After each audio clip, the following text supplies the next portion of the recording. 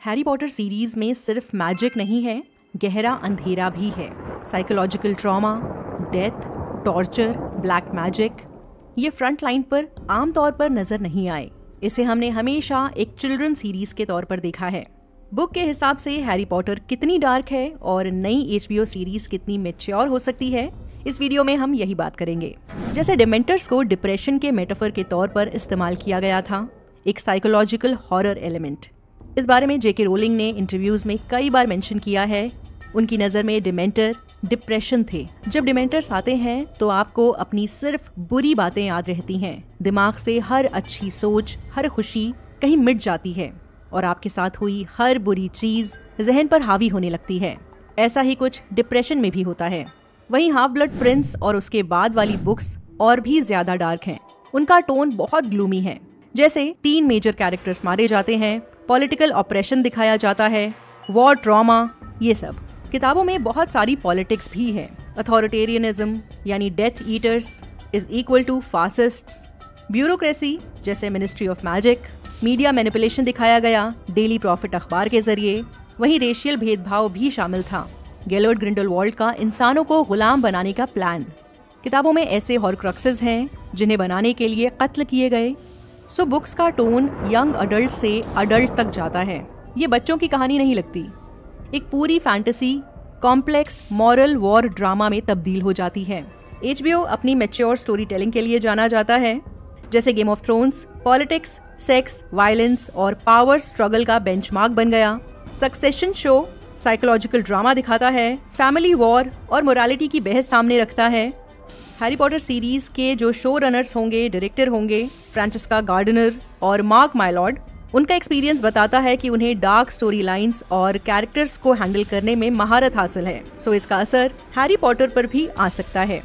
HBO के पास पूरा potential है कि वो इस फैंटेसी को डार्क फैंटेसी बना दे। गेम ऑफ थ्रोन्स ने दिखाया कि फैंटेसी में पॉलिटिकल रियलिज्म और कॉन्फ्लिक्ट का कॉम्बो कैसे काम करता है। हिज डार्क मटेरियल्स जो बच्चों की कहानी थी, उस फैंटेसी को भी उन्होंने ट्रीट किया था काफी मैच्योरिटी के साथ। सो HBO हैरी पॉटर के कई कैरेक्टर्स को एक्सपैंड कर सकता है, उनकी डार्क स्टोरी लाइन्स को गहराई से दिखा सकता है। बेलेट्रिक्स, स्नेप और ऐसे ही बाकी डार्क कैरेक्टर्स की स्टोरी और भी करीब से दिखाई जा सकती है। साइकोलॉजिकल वॉरफेयर तो होगा ही, जैसे डिमेंटर्स, हॉरक्रक्सेस, मिनिस्ट्री की डार्क पॉलिटिक्स, स्नेप और जेम्स की टीनएज दुश्मनी।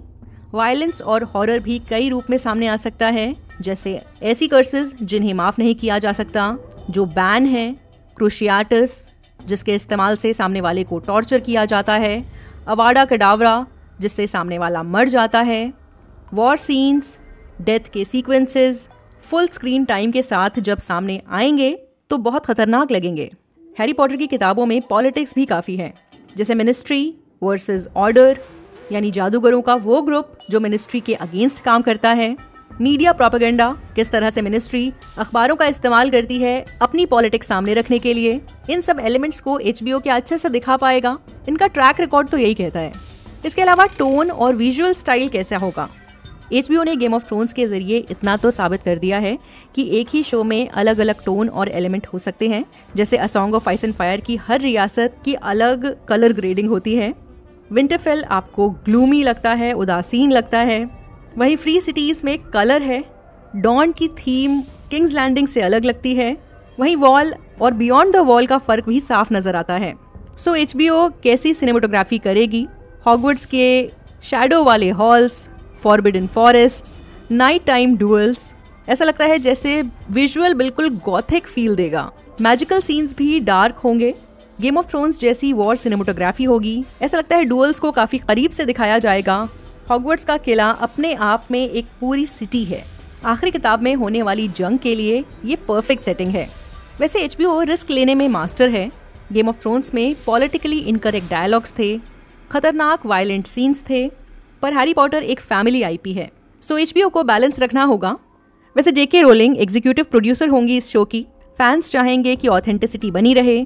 HBO चाहेगा नई ऑडियंस आए। ओरिजिनल फैंस जिन्होंने किताबें पढ़ी थी और फिल्में देखी थी, वो अब अडल्ट हैं।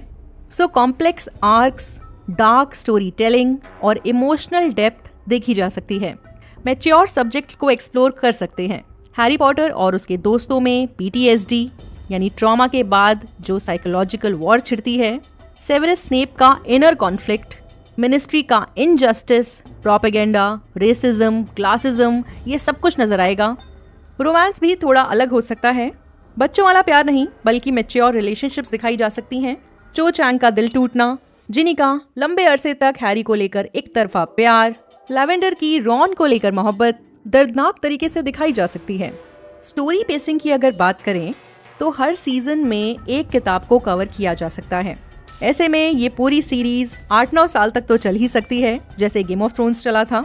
चैलेंज ये है कि IP कंस्ट्रेंट्स हैं, PG-13 की लिमिट है।